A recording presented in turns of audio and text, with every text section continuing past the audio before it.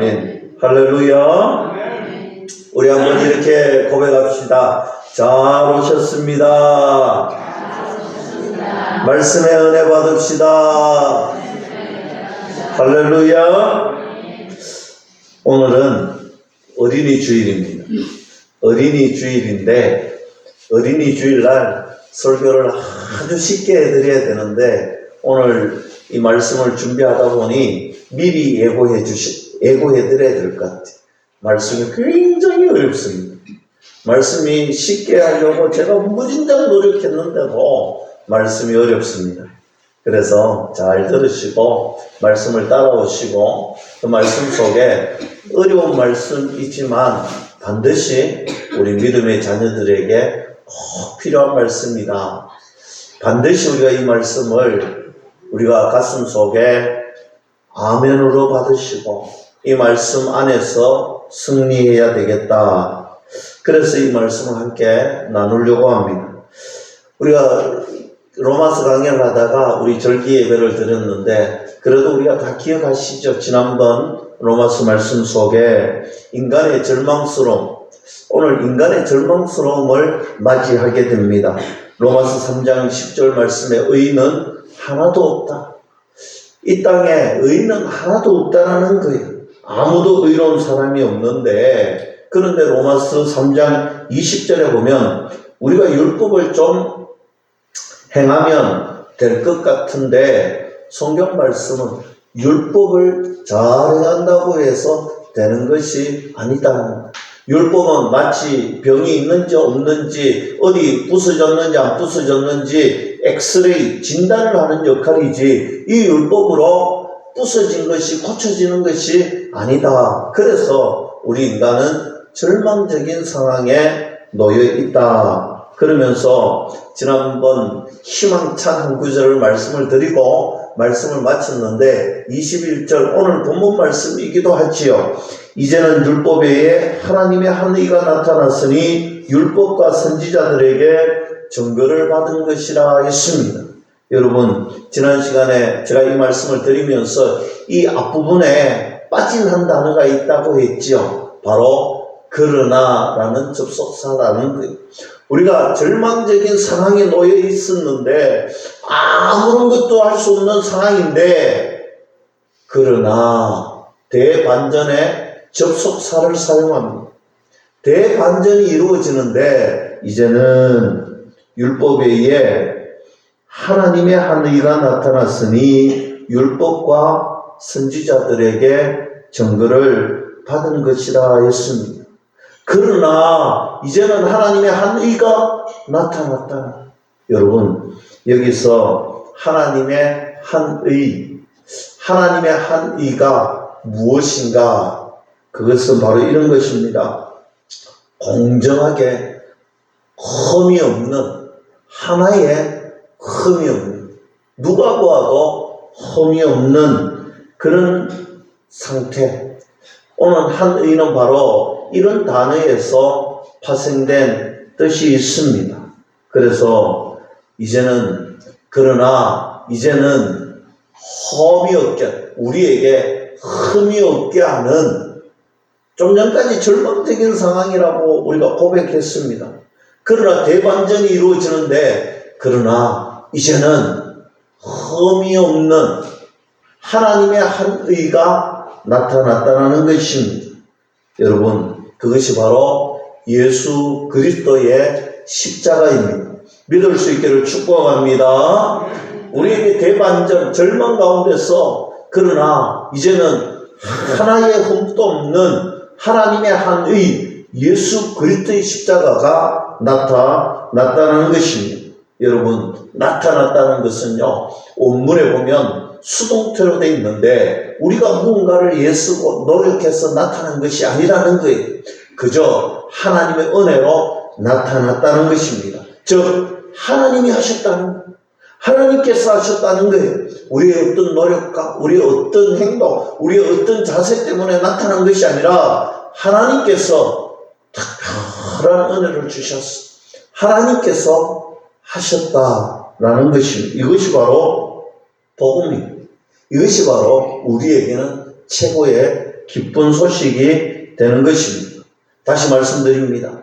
우리에게는 절망이었는데, 어떤 것을 보아도 절망이었는데 하나님께서 그 절망 가운데 희망, 복음을 주셨다. 하나님이 구원을 이루셨다라고 말씀하고 있습니다. 사랑하는 성도 여러분, 그러면 이 하나님의 한 의를 어떻게 내 것으로 만들 수 있느냐? 어떻게 하면 이것이 내 것이 될 것인가? 22절 말씀에 곧 예수 그리스도를 믿음으로, 여러분, 이 의는 신학적으로 칭의, 믿음으로 내 것이 되는 것인데, 이 믿음으로 내 것이 되는 것, 이건 누구에게 주어지느냐라는 문제죠. 누가 이 믿음을 받을 수 있느냐? 유대인만 가질 수 있느냐? 어떤 선택된 사람들이 있느냐? 어떤 불려지는 사람이 있느냐? 제한은 없느냐? 이런 의문이 있습니다. 여러분, 성경에는 믿음으로 의롭게 되는 사람에 대해서 분명하게 말씀합니다. 22절에 모든 믿는 자에게 미치는 하나님의 의니 차별이 없느니라. 이것이 복음입니다. 누구든지 차별이 없다라는, 누구든지 예수님을 믿기만 믿으면 하나님께서 의롭다 칭하여 주시는 칭의가 우리에게 주어진다는 것입니다. 죄업담을 받고 구원을 받고 생명을 얻고 험없게 살아서 하나님의 영원한 생명이 있는 곳, 하나님의 나라 천국 시민이 되는 것을 분명하게 말씀하고 있습니다. 우리 모두는 생명 얻고, 우리 모두는 하나님의 새 생명 받고, 우리 모두는 하나님의 자녀된 줄로 믿을 수 있기를 주님의 이름으로 간절히 축원합니다. 23절 말씀 봅니다. 모든 사람이 죄를 범하였음에, 여러분, 한 사람도 예외 없이 모든 사람이 죄를 범하였는데, 헬라어에 보면 여러분, 이 모든 사람이 죄를 범하였다라는 의미가 어떤 말이냐면 관역을 벗어났다. 관역을 벗어났다. 무슨 말이냐? 일탈했다라는 거예요. 오늘 모두가 하나님이 원하시는, 우리가 하나님의 백성, 하나님의 자녀로, 또 하나님께서 천지 만물을 창조하셨는데 하나님의 분명한 목적이 있고 뜻이 있는데 하나님이 원하시는 뜻대로 살지 않았다는, 하나님이 원하시는 길에서 일탈했다는, 하나님이 우리에게 원하시는 그 길을 벗어났다는 거예요. 여러분, 오늘 모든 사람이 죄를 범하였다라는 이 말은요, 하나님이 원하시는 뜻에서 벗어나고 일탈했다라는 것을 이야기합니다. 그래서 하나님께로 가지 못하고 하나님의 영광에 이르지 못한다라고 성경은 말씀합니다. 그렇기 때문에 우리가 어떤 노력을 해도 하나님의 나라에 갈 수 없는 죄인이다. 성경 그렇게 말씀하고 있습니다. 하나님의 영광에 미치지 못하는 인생이 우리들의 인생인데 하나님께서 친히 우리에게 그런 저와 여러분들에게 찾아와 주셔서 구원을 베풀어 주십니다. 24절 말씀에 그리스도 예수 안에 있는 속량으로 말미암아, 여러분, 속량이라는 이 단어는요, 경제적인 용어인데 대가를 지불했다, 값을 치루었다 라는 말씀입니다. 하나님께서 친히 값을 치르시고 저와 여러분들을 죄의 자리에서 구원의 자리로 하나님께서 친히 값을 치르셨다라는 말씀입니다. 여러분, 그 값이 무엇이냐?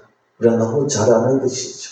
예수 그리스도의 보배로운 피, 보혈이 바로 그 값이고, 예수님의 고난과 순환과 죽음이 저와 여러분들을 위하여 대신 치르셨던 죄값이다. 여러분, 누구를 찾느냐라는 문제지요. 누구를 찾느냐? 바로 저와 여러분들을 찾는 줄로 믿을 수 있기를 축복합니다. 보혈의 피로 저와 여러분들을 하나님께서 사셨다는 것입니다. 이것이 24절에 하나님의 은혜다. 이것이 하나님의 은혜라는 것입니다. 이 단어는 여러분들이 평생 잊지 마십시오. 하나님의 은혜가 무엇이냐? 예수 그리스도의 보혈의 핏값으로 저와 여러분들을 속량 사셨다라는 것입니다. 여러분, 우리가 착각하는 것이 참 많습니다. 나는 참으로 예수님을 믿으려고 노력했다. 나는 정말 최선을 다했다. 나는 예수님을 위해서 정말 노력했으니 이 핏값의 속량하심에 나의 공로도 좀 있지 않느냐, 이런 착각하시는 분들이 있어요. 그리고 이것을 강조하는 분들이 있어요. 야, 최선을 다해서 예수님을 위해서, 주님을 위해서 우리가 무언가를 해야 되지 않겠느냐, 그런 분들이 있어요. 여러분, 내 손에 구원을 얹어 놓는다는 것은 심각한 오류, 착각인 것입니다. 하나님께서 다 이루시고, 하나님께서 친히 다 하시고, 하나님께서 저와 여러분들을 구원해 주셨다, 믿을 수 있기를 축복합니다. 여러분, 이것을 우리는 좀 어려운 용어로 하나님의 예비적인 은총이다. 제가 왜 이 말씀을 드리냐면요, 하나님의 예비적인 은총이 무엇이냐, 이것이 참 중요합니다. 하나님께서 저와 여러분들을 구원하시는데 어떻게 구원하시느냐? 여러분, 하나님께서 어느 한순간에 야, 너희들 내가 창조했으니까 너희들 죄를 지었지만, 비록 죄를 지었지만 이 한 번에 내가 용서해 줄게. 오늘부터 너희는 죄인이 아니다. 여러분, 이렇게 하면 공의의 하나님이 아니시잖아요. 그래서 하나님께서 저와 여러분들을 구원하시기 위하여 태초부터, 창세 전부터 미리 예비하시고 계획하셨다. 이것을 우리는 하나님의 섭리라고 합니다. 하나님께서 미리, 하나님께서 계획하시고, 하나님께서 우리를 구원해 주시기로 작정하셨습니다. 그런데 내 공로, 우리 인간의 공로로 되는 것이 아니라는 거예요. 우리의 힘과 능력으로 되는 것이 아니라는 거예요. 그럼 어떻게 되느냐? 어떻게 이루어지느냐? 우리는 공장도 제품도 아니기 때문에 하나님이 야, 오늘 너의 마음을 내가 바꿀게 이러시지 않는다는 거예요. 우리를 로봇에 컴퓨터에 그런 명령어를 넣어서 오늘부터 너는 죄인이 아니고 오늘부터 너희는 하나님의 의인이 되어야 돼. 하나님의 의인답게 살아. 이렇게 하시지 않는다는 거예요. 여러분, 하나님의 예비적인 은총은 이런 것입니다. 우리를 오격따짐으로 믿게 하시는 것이 아니라 인격적으로 믿게 하기 위해서, 여러분, 우리가 예수님을 주님으로 받아들일 수밖에 없도록 하나님이 기다리시고 인내하시고 하나님 끝까지 참으시고 저희들이 하나님의 은혜의 자리로 돌아오도록 계속해서 기다리시고 도와주신다. 이것이 바로 하나님의 예비적인 은총입니다. 오래 참으시고 그럼에도 불구하고 참으시는 예비적 은총이 있더라는 것입니다. 결국에는 내가 예수님을 붙잡지 않고는, 결국 내가 예수님 앞에 서지 않고는, 결국 내가 예수님과 교제하지 않고는 안 되도록 기다려주시고 만나주시고 끝까지 책임져 주시는 은혜가 있더라는 것입니다. 이것이 바로 하나님의 예비적인 은총인데, 나를 하나님의 자녀의 코너로 몰아가시고 하나님 은혜의 자리로 몰아가 주시고 내 손을 뻗어서 하나님을 만날 수 있도록, 하나님의 손을 붙잡을 수 있도록 끝까지 붙들어 주시는 그 예비적인 은총이 저와 여러분들에게 있더라는 것입니다. 이것은 내 공로가 아니라는 거예요. 하나님의 전적인 은혜이다. 우리가 이 사실을 믿으시고 오늘도 여러분, 나를 하나님의 은혜의 자리로 몰아갈 때에 때로는 힘든 일이 있고 때로는 어려운 일이 있고 때로는 고난이 있고 병마가 찾아올 수도 있습니다. 그러나 우리의 생명은 영원한 하나님 나라에서 하나님과 더불어 영원히 살 수 있다는 사실 믿을 수 있기를 축복합니다. 여러분, 그래서 구원은요, 값으로 살 수도 매길 수도 없습니다. 왜냐하면 예수 그리스도의 생명으로 우리를 사셨기 때문입니다. 예수님의 생명을 어떻게 값으로 매길 수 있고 예수님의 생명을 우리가 어떤 것과 비교할 수가 있겠습니까? 그저 일방적으로 값없이 우리에게 주셨던 그 사랑을 우리 가슴 속에 새기고 날마다 그 주님을 위해서 살아가는 저와 여러분들이 될 수 있기를 주님의 이름으로 간절히 축원합니다. 25절 말씀 봅니다. 이 예수를 하나님이 그의 피로써 믿음으로 말미암아 화목제물로 세우셨으니 이는 하나님께서 길이 참으시는 중에 전에 지은 죄를 강가하심으로 자기의 의로우심을 나타내려 하심이라 했습니다. 여러분, 이 말씀이 참 은혜가 되는 말씀인데 좀 심오하게 접근을 하면 우리 가슴 속에 더 다가오겠다 싶어서 오늘 좀 심오하게 분석해 보려고 합니다. 예수님은 우리의 화목제물이 되셨다 했습니다. 여러분, 여기에서 화목제물이라는 헬라어는 힐라스테리온이라는 뜻인데 이 힐라스테온이 가리키는 곳은 바로 속죄소입니다. 여러분, 속죄소라고 이야기하면 여러분 잘 알다시피 대제사장이 1년에 한 번씩 하나님을 직접적으로 만나는 장소가 바로 속죄소, 지성소입니다. 여러분, 이 대속죄일에만 지성소에 오늘 대제사장만이 들어갈 수가 있습니다. 다른 사람은 절대로 들어가지 못합니다. 들어가면 죽습니다.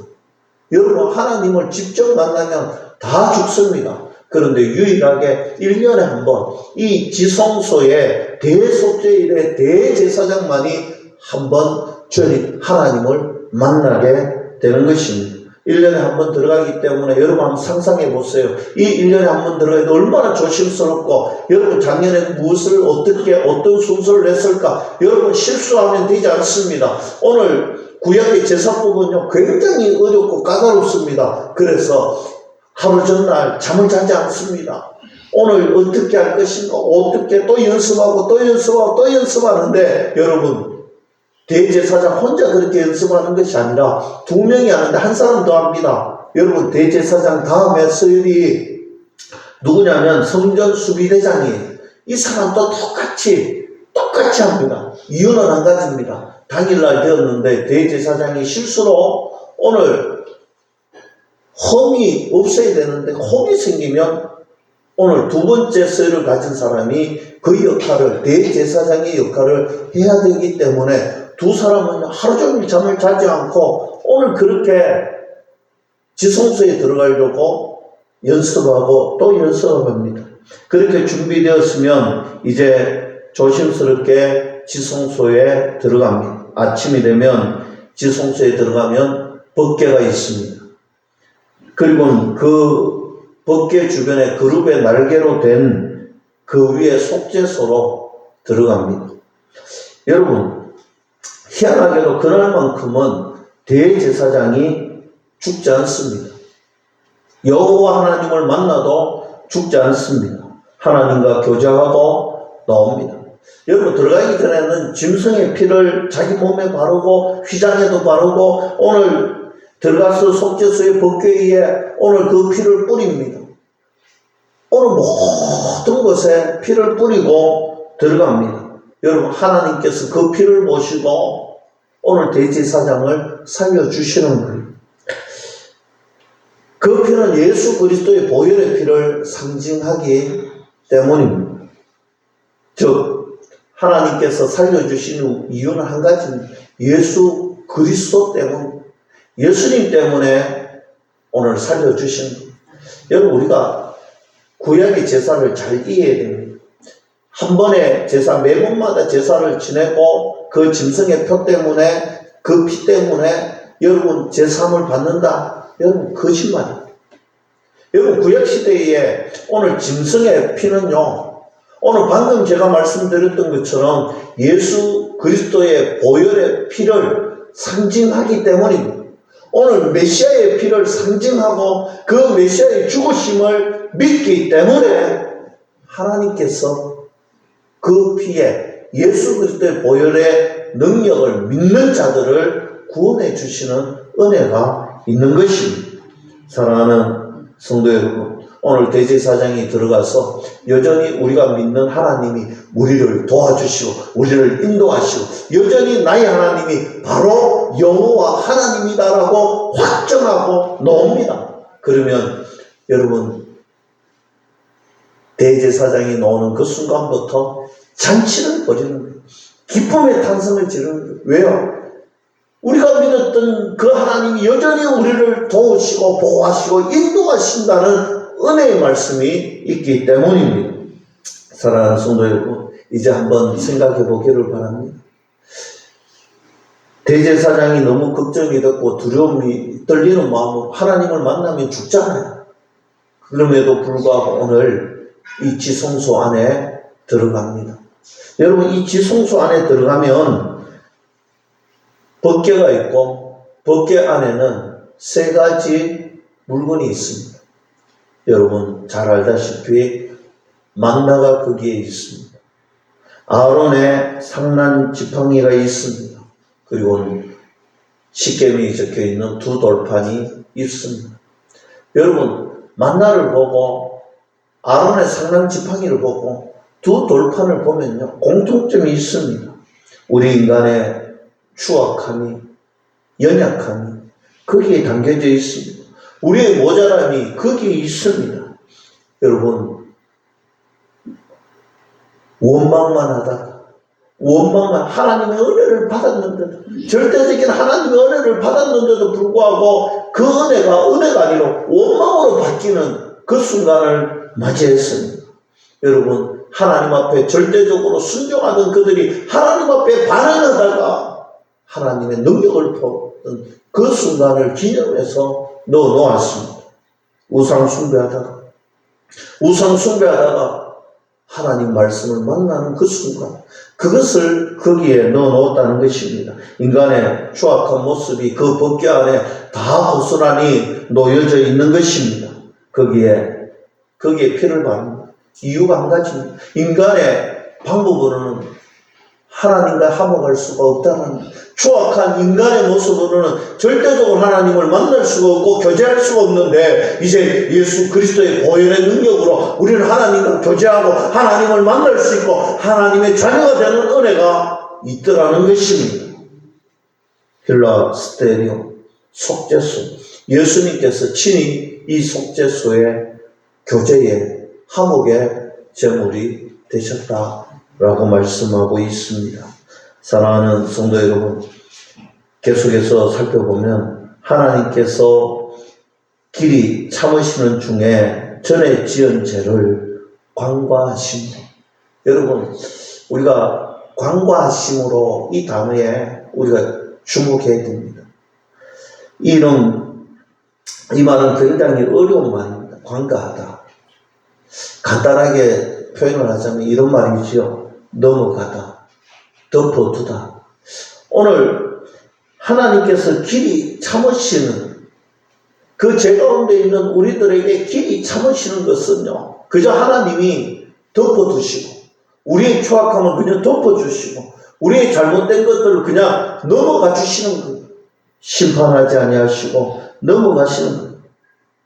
여러분, 예수 그리스도께서 십자가를 지시기 전에도 그랬고 십자가를 지신 이후에도 마찬가지라는 것입니다. 신약이나 구약이나 모두 예수 그리스도의 보혈의 피가, 보혈의 능력이 있어야 된다라는 것입니다. 사랑하는 성도 여러분, 우리의 죄를 용서하시고 우리를 구원해 주시는 이는 예수 그리스도 한 분밖에 없음을 다시 한 번 더 믿을 수 있기를 주님의 이름으로 간절히 축원합니다. 26절로 넘어갑니다. 곧 이때에 자기의 의로우심을 나타내사 자기도 의로우시며 또한 예수 믿는 자를 의롭다 하려 하심이라 했습니다. 여러분, 하나님의 속성이 공의의 하나님이시기 때문에 이 죄에 대해서 반드시 심판을 해야 됩니다. 죄를 해결해야 됩니다. 여러분, 이 죄는 좀 전에도 말씀드렸다시피 하나님께서 계획하신 대로 어느 순간에 이루어진 것이 아니라 하나님의 계획하신 섭리에 따라서 오늘 메시아가 이 땅에 오시고 오늘 메시아가 어떻게 오실지 성경은 분명히 기록됐습니다. 말씀대로 오셨고 하나님의 성부 하나님의 말씀에 끝까지 순종함으로 예수 그리스도께서 순종하심으로 하나님의 말씀을 지키시고 하나님의 뜻과 계획을 구원하시는 계획을 다 이루셨다 믿을 수 있기를 주님의 이름으로 간절히 축복합니다.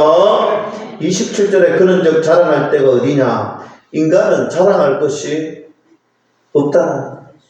여러분 이 말씀에 공감이 되시죠? 우리는 자랑할 것이 우리가 예수님을 믿음으로 온전히 믿으면요 우리가 참 부끄러운 존재고 연약한 존재고 예수님 앞에 오면요 눈물밖에 들을 것이 없는 눈물의 사람 죄인이잖아요. 그런데 어떻게 우리가 자랑할 것이 있습니까? 여러분 우리가 예수님을 믿는다면서 한 번씩 빠지는 교만이 있습니다. 뭔가 좀 착한 일을 잘하면 좀 믿음이 있을 것 같고 뭔가 40일 철야 기도를 하면 뭔가 될 것 같고 금식하면 뭔가 될 것 같고 밤새도록 철야하면 뭔가 될 것 같은데 여러분 그건 여러분 영적 교만이고 착각입니다. 우리가 뭔가 자랑할 것이 어디에 있습니까? 주님의 영광을 위해서 우리가 철야 기도할 수도 있습니다. 주의 영광을 위해서 우리가 간절하게 기도할 수 있습니다. 우리가 하나님께 쓰임받기 위해서 간절하게 기도할 수 있습니다.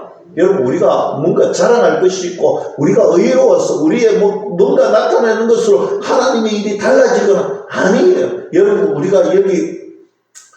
우리가 이 땅에서 우리가 집을 보면 이 1층인지 2층인지 10층인지 100층인지 와 여러분 저 100층 올라가 보세요. 와 어마어마합니다. 근데 여러분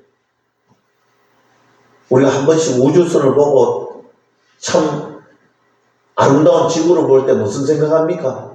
파란 거는 바다요. 좀 흑색을 가진 거는 다 산이거나 땅이거나 뭐 별반 다르지 않잖아요.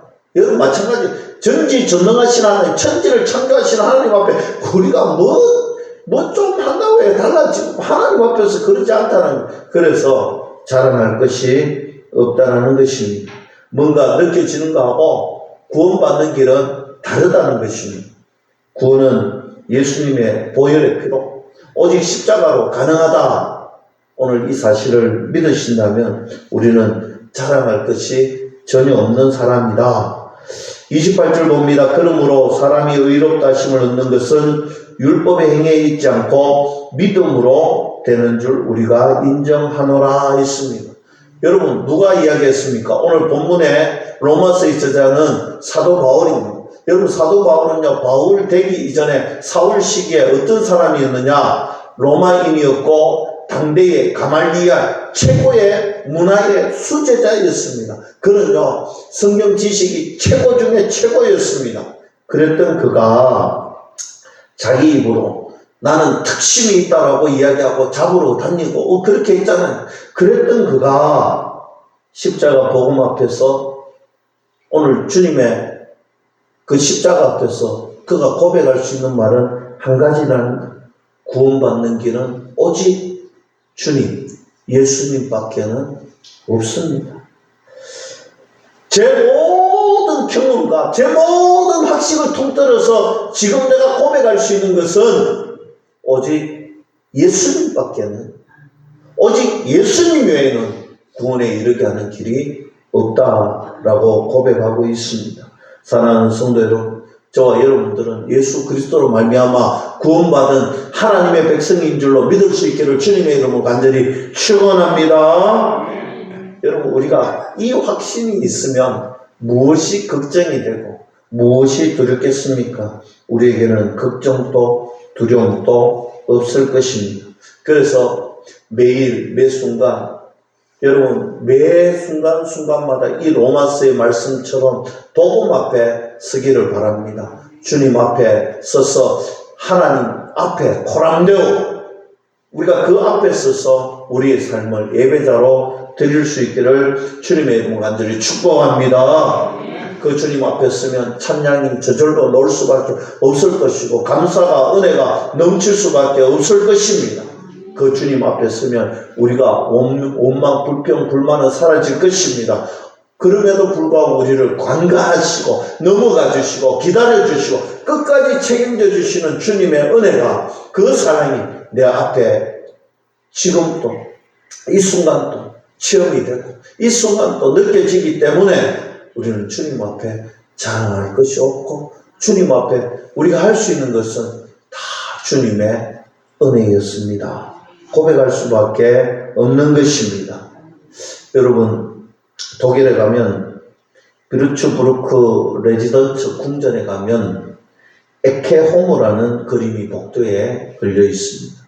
에케호모라는 것은 이 사람을 보라라는 그림입니다.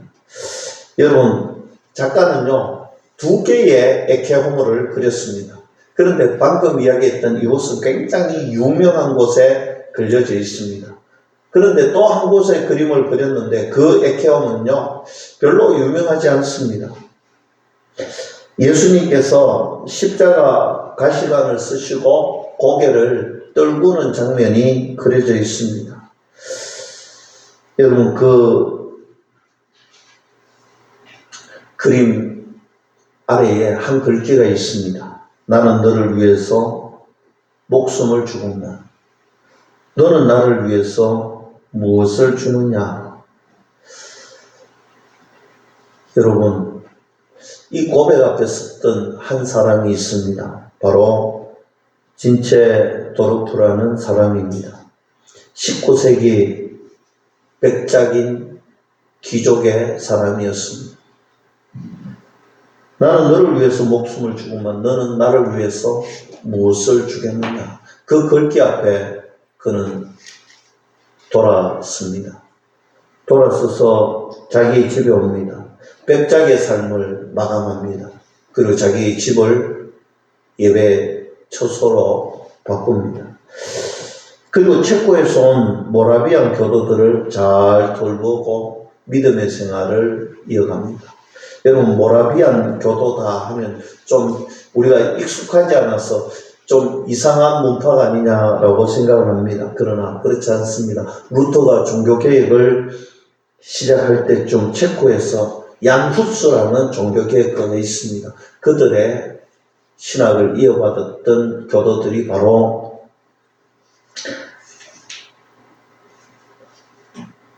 모라비안 교도들인 사실입니다. 여러분, 그렇게 잘 교육을 받았던 그들이, 여러분, 사실 선교가 시작된 선교지의 발상을 보면요, 이 모라비안 교도들이 이 종교개혁 이후에 가장 먼저 시작했다 해도 과언이 아닐 정도로 참으로 훌륭한 선교지의 삶을 살아서 선교사를 보내고 선교지역을 갔던 이들이 바로 모라비안 교도들입니다. 영국의 한 북교도 목사가 저 미국 대륙에 선교하려고 배에 몸을 싣고 대서양을 떠나던 때 한 풍랑을 만납니다. 침몰할 위기에 처합니다. 여러분, 영화의 한 장면 같이요. 정말 영화의 한 장면 같이 한 곳에서 주님을 찬양, 그 위험한 풍랑 속에서 배가 침몰할 것 같은 그 풍랑 속에서 주님을 찬양하는 한 무리가 있습니다. 여러분, 너무 감동이 되어서 이 영국의 국교도 목사가 어떻게 당신들은 이 상황 속에서 찬송할 수가 있느냐라고 물어보았습니다. 1년에 무리에 있던 사람들이 이렇게 대답했다 합니다. 무엇이 두렵습니까? 하나님을 일찍 만날 수 있는데. 무엇이 두렵습니까? 조금 있으면 우리 앞에 하나님이 계실 텐데. 여러분, 그 말에 참으로 감동을 받고 돌아왔습니다. 미국의 선교지를 이제 마치고 영국으로 돌아와 그는 모라비안 교도들이 모여서 하는 집회에 참여를 했다고 합니다. 여러분, 그리고 그곳에서 큰 은혜를 받고 돌아갔답니다. 그분이 바로 감리교를 창설한 존 웨슬레 목사님입니다. 여러분, 진제 도르프가 예수 그리스도의 말씀에 그 그림 앞에서 묵상했던, 그리고 결단하고 돌아와 자기의 집을, 자기의 삶을 완전히 바꾸었던 그 사건 속에서 여러분, 결실이 나타나는데 어떤 결실이 모르비안 교도들이 그곳에서 신앙생활을 할 수 있었고 모르비안 교도들을 통하여서 감리교를 창설했던 존 웨슬리 목사님이 등장했다는. 여러분, 저는 어린이 주일날 우리 참 많은 믿음의 어르신들에게 고백하고 싶은 것이 있습니다. 여러분, 내가 지금 이 시간에 믿음으로 결단하고 내가 지금 이 시간에 결단한 삶을 살면 여러분, 그곳에서 지금은 나약해 보이고 지금은 연약해 보이고 지금은 보잘것없이 보일지 모르겠지만 여러분, 존 웨슬리가 등장했던 그 순간을 여러분 기억하십시오. 여러분, 우리들이 예배드리는 이 순간에 한 학생이 존 웨슬리 같은 믿음의 거목이 될 수 있다는 사실입니다. 여러분들의 자녀가, 여러분들의 자녀의 자녀들이 여러분들의 삶의 결단을 통하여서 하나님의 크신 믿음의 증거를 드러내는 한 사람으로 거목으로 자랄 수가 있다는 것입니다.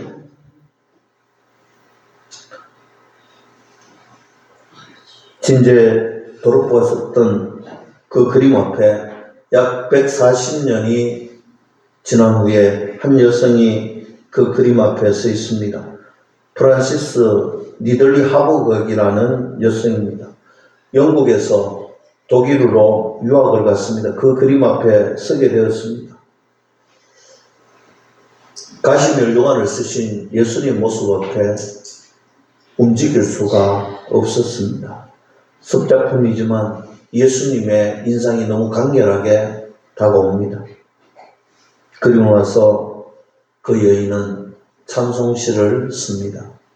오늘 우리가 예배 중에 말씀을 우리가 함께 나누기 전에 불렀던 찬송가 311장 내 너를 위해서라는 찬송시입니다. 널 위해 몸을 주건만 너 무엇 주느냐. 내 몸을 희생했건만 너는 나를 위해 무엇 하느냐. 내 죄를 대속했건만 너 무엇 주느냐. 이것이 기하건만 너는 나를 위해 무엇을 주느냐. 이 찬송 외에도 수많은 찬송시를 썼습니다. 사랑하는 성도 여러분, 우리도